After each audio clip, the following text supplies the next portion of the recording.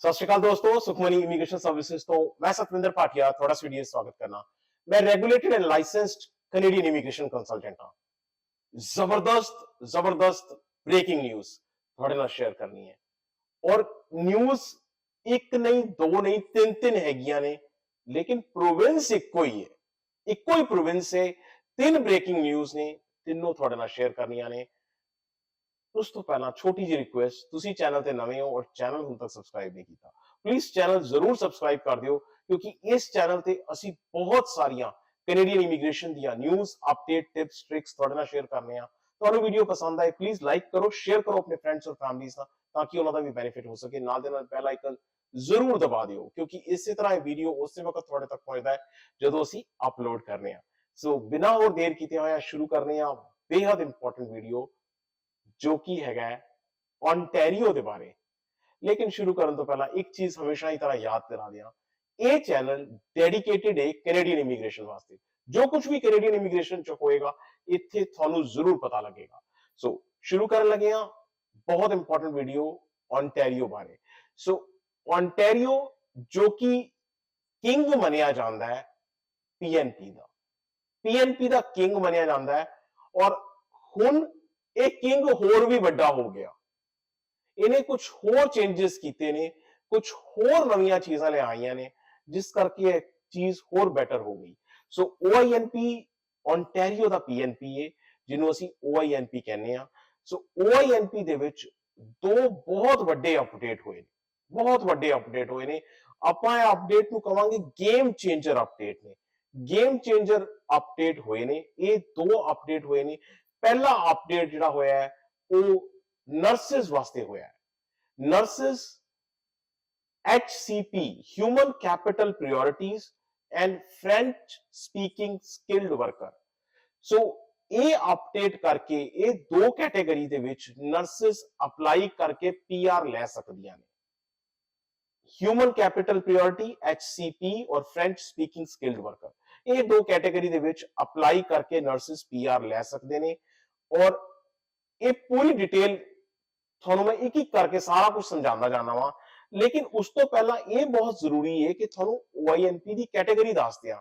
जे मैं थानू कैटेगरी नहीं दसांगा थानू पता ही नहीं लगेगा ये केड़ी जगह ते होया अपडेट। सो ओंटारियो दा पीएनपी ओआईएनपी कहलांदा है। ओआईएनपी दे अंदर 9 कैटेगरियां ने। 9 कैटेगरियां तीन बड़े हिस्सियां च डिवाइडेड ने। वो तीन हिस्से केड़े-केड़े ने? पहला हैगा एक्सप्रेस एंट्री लिंक, दूसरा है एक्सप्रेशन ऑफ इंटरेस्ट, ते तीसरा हैगा entrepreneur stream. Entrepreneur stream businessman वास्ते है, सो आपां इनू छड्ड देने आ ते बाकी बचे 8, जिन्हां विचों 5 हैगे ने एक्सप्रेशन ऑफ इंटरेस्ट और 3 हैगे ने एक्सप्रेस एंट्री दे विच। सो एक्सप्रेस एंट्री की गल करांगे पहले। ये एक्सप्रेस एंट्री ओंटारियो दा एक्सप्रेस एंट्री फेडरल दे एक्सप्रेस एंट्री नाल लिंक है। Federal they which express entry थोड़ी प्रोफाइल होनी चाहिए, ताई थानू इथों सद्दा आएगा ओंटारियो चो। सो ओंटारियो दा जिहड़ा एक्सप्रेस एंट्री है तीन हिस्सियां च वंडिया होया है। ये तीन हिस्से केड़े-केड़े ने?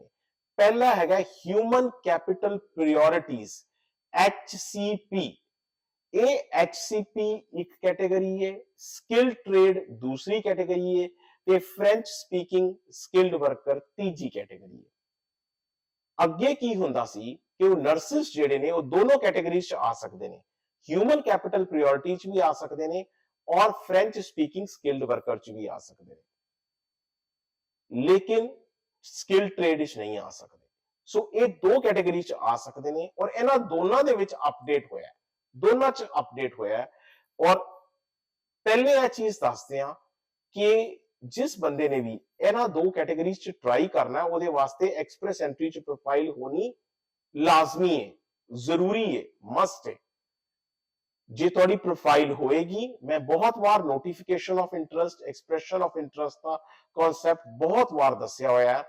और नोटिफिकेशन ऑफ इंटरेस्ट हुंदा है जदों तुसी थोड़ी प्रोफाइल किसी भी जगह ते पई हुंदी, उन्हें देख के ऑटोमैटिकली थोड़े कोल कुछ आंदा है।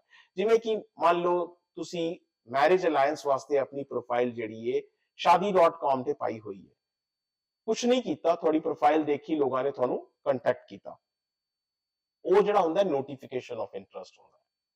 सो ਇਹਦੇ ਵਿੱਚ ਵੀ ਤੁਹਾਡੀ ਪ੍ਰੋਫਾਈਲ ਐਕਸਪ੍ਰੈਸ ਐਂਟਰੀ ਦੇ ਵਿੱਚ ਫੈਡਰਲ ਚ ਹੈਗੀ ਏ, ਤੁਹਾਨੂੰ ਓਨਟਾਰੀਓ ਆਪੇ ਕੰਟੈਕਟ ਕਰ ਰਿਹਾ ਹੈ ਨੋਟੀਫਿਕੇਸ਼ਨ ਆਫ ਇੰਟਰਸਟ ਦੇ ਕੇ, ਇਹ ਨੋਟੀਫਿਕੇਸ਼ਨ ਆਫ ਇੰਟਰਸਟ ਹੈ। ਸੋ ਅਗੇਨ ਫੈਡਰਲ ਦੇ ਵਿੱਚ ਪ੍ਰੋਫਾਈਲ ਹੋਣੀ ਜ਼ਰੂਰੀ ਹੈ। ਹੁਣ ਚੇਂਜ ਕੀ ਹੋਇਆ ਉਹ ਦੱਸਣ ਤੋਂ ਪਹਿਲਾਂ ਪਹਿਲੇ ਇਹ ਦੇਖ ਲਈਏ ਕਿ ਕਰੰਟ ਸਿਚੁਏਸ਼ਨ ਕੀ ਸੀ। ਕਰੰਟ ਸਿਚੁਏਸ਼ਨ ਕੀ ਸੀ ਕਿ ਪਹਿਲੇ ਕੀ ਹੁੰਦਾ ਸੀ ਕਿ ਤੁਸੀਂ ਬੈਚਲਰਸ ਡਿਗਰੀ ਜਦ ਤੱਕ ਨਹੀਂ ਕੀਤੀ ਤੁਸੀਂ ਨਰਸਿਸ ਦੀ ਕੈਟੇਗਰੀ ਦੇ ਵਿੱਚ OINP ਚ ਅਪਲਾਈ ਨਹੀਂ ਕਰ ਸਕਦੇ, ਚਾਹੇ ਤੁਸੀਂ college of nurses of Ontario ਜਿਹਨੂੰ ਅਸੀਂ CNO ਕਹਿੰਦੇ ਆ, CNO ਚੋਂ ਰਜਿਸਟਰ ਵੀ ਸੀ ਤਾਂ ਵੀ ਤੁਸੀਂ ਅਪਲਾਈ ਨਹੀਂ ਕਰ ਸਕਦੇ, ਕਿਉਂਕਿ ਇਹਦੇ ਵਿੱਚ ਹੁੰਦਾ ਕੀ ਹੈ, ਜੇ ਤੁਸੀਂ ਮੰਨ ਲਓ ਇੰਡੀਆ ਤੋਂ ਜਾਂ ਕਿਸੇ ਵੀ ਹੋਰ ਕੰਟਰੀ ਤੋਂ GNM ਕਰਕੇ ਆਏ ਹੋ, ANM ਕਰਕੇ ਆਏ ਹੋ, ਸੋ ਉਹ GNM ਔਰ ANM ਉਹ ਬੇਸਿਕਲੀ ਡਿਪਲੋਮਾ ਮੰਨਿਆ ਜਾਂਦਾ ਹੈ, ਉਹ ਗ੍ਰੈਜੂਏਸ਼ਨ ਨਹੀਂ ਮੰਨੀ ਜਾਂਦੀ। ਸੋ ਅਗਰ ਤੁਸੀਂ ਰਜਿਸਟਰ ਵੀ ਹੋ ਤਾਂ ਵੀ ਤੁਹਾਨੂੰ ਇੱਥੇ ਜਿਹੜੀ ਬੋਡੀ ਹੈ, ਯਾਨੀ ਕਿ ਜਿਹੜੀ college of nurses of Ontario ਜਿਹਨੂੰ ਅਸੀਂ CNO ਕਹਿੰਦੇ ਆ, ਅਗਰ CNO ਨੇ ਤੁਹਾਨੂੰ ਰਜਿਸਟਰ ਵੀ ਕੀਤਾ ਹੋਇਆ ਹੈ ਤਾਂ ਵੀ ਬੈਚਲਰਸ ਕਾਊਂਟ ਨਹੀਂ ਹੁੰਦੀ ਤੁਹਾਡੀ ANM ਔਰ GNM, ਇਸ ਕਰਕੇ ਤੁਸੀਂ ਇਹਦੇ ਚ ਅਪਲਾਈ ਨਹੀਂ ਕਰ ਸਕਦੇ। ਸੋ ਚੇਂजेस ਕੀ ਹੋਏ ਨੇ? ਚੇਂजेस ਇਹ ਹੋਏ ਨੇ ਕਿ ਤੁਹਾਨੂੰ ਹੁਣ ਇਹ ਚੀਜ਼ ਦਿਖਾਉਣ ਦੀ ਲੋੜ ਨਹੀਂ, ਅਗਰ ਤੁਸੀਂ ਰਜਿਸਟਰਡ ਹੋ CNO ਦੇ ਨਾਲ, college of nurses of Ontario CNO ਦੇ ਨਾਲ ਤੁਸੀਂ ਰਜਿਸਟਰਡ ਹੋ ਔਰ ਤੁਹਾਡਾ ਨੌਕ ਕੋਡ ਇਹਨਾਂ ਚਾਰਾਂ ਦੇ ਵਿੱਚੋਂ ਇੱਕ ਹੈਗਾ। ਸੋ ਇਹ ਕਿਹੜੇ ਕਿਹੜੇ ਨੌਕ ਕੋਡ ਨੇ? ਪਹਿਲਾ ਹੈਗਾ 31300, ਦੂਜਾ ਹੈਗਾ 31301, ਤੀਜਾ ਹੈਗਾ 31302 ਔਰ ਚੌਥਾ ਹੈਗਾ 32101। ਸੋ ਇਹਨਾਂ ਦੇ ਵਿੱਚੋਂ ਚਾਹੇ ਤੁਸੀਂ ਨਰਸ ਰਜਿਸਟਰਡ ਨਰਸ ਹੋ, LPN ਹੋ, ਨਰਸ ਪ੍ਰੈਕਟੀਸ਼ਨਰ ਹੋ, ਕੋਈ ਵੀ ਹੋ, ਅਗਰ ਤੁਸੀਂ ਇਸ ਕੈਟੇਗਰੀ ਚ ਬਿਲੋਂਗ ਕਰਦੇ ਹੋ, ANM GNM ਕੀਤੀ ਹੋਈ ਹੈ, ਤੁਹਾਡੀ ਵਾਰੀ ਇਹਦੇ ਵਿੱਚੋਂ ਵੀ ਤੁਹਾਨੂੰ PR ਮਿਲ ਸਕਦਾ ਹੈ। ਸੋ ਕਿਹਨਾਂ ਨੂੰ ਸਭ ਤੋਂ ਜ਼ਿਆਦਾ ਫਾਇਦਾ ਹੋਏਗਾ? ਉਹਨਾਂ ਨੂੰ ਫਾਇਦਾ ਹੋਏਗਾ ਜਿਨ੍ਹਾਂ ਨੇ ANM GNM ਕੀਤੀ ਹੋਈ ਹੈ ਔਰ ਉਹਨਾਂ ਨੇ ਰਜਿਸਟ੍ਰੇਸ਼ਨ ਕਰਾਈ ਹੋਈ ਹੈ CNO ਦੇ ਨਾਲ। ਸੋ ਇਹ ਬਹੁਤ ਵੱਡਾ ਮੇਜਰ ਚੇਂਜ ਹੋਇਆ ਹੈ ਨਰਸਿਸ ਵਾਸਤੇ। ਸੋ ਨਰਸਿਸ ਵਾਸਤੇ ਬਹੁਤ ਸਾਰੀਆਂ ਆਪਸ਼ਨ ਨੇ, ਖਾਲੀ ਇਹ ਨਹੀਂ ਹੈ ਕਿ ਇਹੀ ਆਪਸ਼ਨ ਨੇ, ਇਹਦੇ ਇਲਾਵਾ ਤੁਹਾਡੇ ਕੋਲ PSW ਦੀ ਆਪਸ਼ਨ ਹੈ, ਤੁਹਾਡੇ ਕੋਲ ਹੋਮ ਸਪੋਰਟ ਵਰਕਰ ਦੀ ਆਪਸ਼ਨ ਹੈ, ਔਰ ਇਹ ਤੇ ਸਿਰਫ ਇੱਥੇ ਦੀ ਫੈਡਰਲ ਜਾਂ ਓਨਟਾਰੀਓ ਦੀ ਗੱਲ ਹੋ ਰਹੀ ਹੈ, ਹੋਰ ਜਗ੍ਹਾ ਤੇ ਵੀ ਬੜੀਆਂ ਆਪਸ਼ਨ ਨੇ ਨਰਸਿਸ ਵਾਸਤੇ। ਸੋ ਬਸ ਸਿਰਫ ਨੌਲੇਜ ਹੋਣੀ ਚਾਹੀਦੀ ਹੈ ਉਸ ਚੀਜ਼ ਦੀ। ਸੋ ਇਹ ਗੱਲ ਹੋ ਗਈ ਤੁਹਾਡੀ ਇੱਕ ਅਪਡੇਟ ਦੀ। ਦੂਜਾ ਅਪਡੇਟ ਆਇਆ ਇੱਕ ਹੋਰ ਕੈਟੇਗਰੀ ਦੇ ਵਿੱਚ, ਉਹ ਹੈਗਾ ਇਨ ਡਿਮਾਂਡ ਸਕਿੱਲਸ। ਸੋ ਇਨ ਡਿਮਾਂਡ ਸਕਿੱਲਸ ਵੀ ਮੈਂ ਤੁਹਾਨੂੰ ਦੱਸ ਦੇਣਾ ਕਿ ਕਿੱਥੇ ਕਰਕੇ ਆਂਦਾ ਹੈ। ਸੋ ਜਿਸ ਤਰ੍ਹਾਂ ਕਿ ਮੈਂ ਤੁਹਾਨੂੰ ਦੱਸ ਚੁੱਕਾ ਕਿ 3 ਕੈਟੇਗਰੀਜ਼ ਨੇ। ਇਨ ਡਿਮਾਂਡ ਸਕਿੱਲਸ ਆਂਦਾ expression of interest. So expression of interest ਦੇ ਵਿੱਚ ਤੁਸੀਂ ਜਾਓਗੇ ਤੇ ਉਹਦੇ ਵਿੱਚ 5 ਕੈਟੇਗਰੀਜ਼ ਨੇ, 5 ਸਟਰੀਮ ਨੇ। 2 ਜਿਹੜੇ ਨੇ ਉਹ ਇੱਕ PhD ਹੈ, ਇੱਕ ਮਾਸਟਰਸ ਹੈ, ਆਪਾਂ ਇਹਨਾਂ ਨੂੰ ਛੱਡ ਦੇਣੇ ਆ। ਇੰਪਲੋਇਰ ਜੌਬ ਆਫਰ ਦੇ ਅੰਦਰ 3 ਸਟਰੀਮਸ ਨੇ, ਇਹਨਾਂ ਵਿੱਚ ਇਨ ਡਿਮਾਂਡ ਸਕਿੱਲਸ ਇੱਕ ਸਟਰੀਮ ਹੈ। ਇਨ ਡਿਮਾਂਡ ਸਕਿੱਲਸ ਬਹੁਤ ਵੱਡਾ ਰੋਲ ਪਲੇ ਕਰਦਾ ਹੈ, ਖਾਸ ਕਰ ਟੀਅਰ 4 ਟੀਅਰ 5 ਦੇ ਵਿੱਚ, ਕਿਉਂਕਿ ਇਹ ਲੋਕ ਹੋਰ ਕਿਸੇ ਤਰੀਕੇ ਨਾਲ PR ਨਹੀਂ ਹੋ ਸਕਦੇ। ਟੀਅਰ 4 ਟੀਅਰ 5 ਦੀ ਕੋਈ ਜੌਬ ਕਰ ਰਿਹਾ ਹੈ, ਮੰਨ ਲਓ ਕੋਈ ਡਿਸ਼ ਵਾਸ਼ਰ ਦਾ ਕੰਮ ਕਰ ਰਿਹਾ ਹੈ, ਕੋਈ ਐਸਾ ਕੰਮ ਕਰ ਰਿਹਾ ਹੈ ਜਿਹੜਾ ਟੀਅਰ 4 ਟੀਅਰ 5 ਚ ਹੈਗਾ, ਉਹ PR ਨਹੀਂ ਹੋ ਸਕਦਾ। ਤੇ ਫਿਰ ਉਹਨਾਂ ਵਾਸਤੇ ਇਹੀ ਇੱਕ ਰਸਤਾ ਬਚਦਾ ਹੈ, ਇਨ ਡਿਮਾਂਡ ਸਕਿੱਲਸ। ਔਰ ਇਹਦੇ ਵਿੱਚ ਬਹੁਤ ਵੱਡਾ ਅਪਡੇਟ ਆਇਆ ਹੈ, ਸੋ ਪਲੀਜ਼ ਧਿਆਨ ਕਰਕੇ ਇਹਨੂੰ ਸੁਣ ਲਓ, ਕਿਉਂਕਿ ਇਹ ਅਪਡੇਟ ਤੁਹਾਡੀ ਬਹੁਤ ਸਾਰੀ ਸਿਚੁਏਸ਼ਨ ਬਦਲ ਸਕਦਾ ਹੈ।